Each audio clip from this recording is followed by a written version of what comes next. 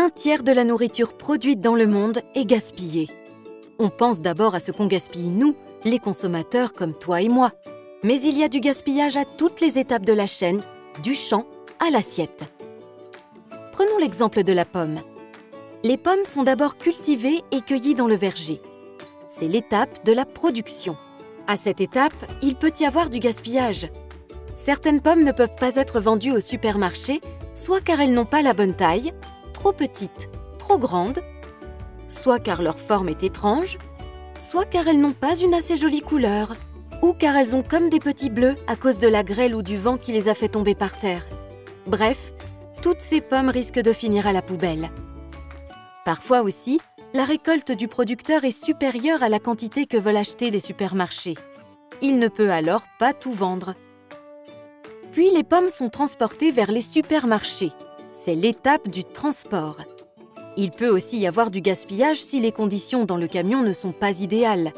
Par exemple, si les pommes se cognent entre elles ou qu'elles ne sont pas transportées à la bonne température, elles s'abîment. Elles ne pourront donc plus être vendues et finiront à la poubelle. Puis les pommes sont mises en rayon au supermarché. C'est ce qu'on appelle la distribution. Là encore, il y a du gaspillage. Le supermarché met parfois trop de pommes pour garder des rayons toujours beaux et bien remplis. Certaines pommes ne peuvent donc plus respirer et elles s'abîment. Toute la journée, les pommes passent entre de nombreuses mains. Celles du personnel qui remet en ordre les rayons ou celles des consommateurs qui testent les pommes avant de les acheter. Et ça les abîme. Et comme on n'aime pas acheter des pommes imparfaites, elles partent à la poubelle. Enfin, elles arrivent chez nous. C'est l'étape de la consommation. Et il peut encore y avoir du gaspillage. Quand on achète trop de pommes et qu'on en laisse pourrir au fond du frigo, quand on jette les pommes dès que leur peau se fripe un peu, ou quand on croque dans un morceau et qu'on ne finit pas le reste.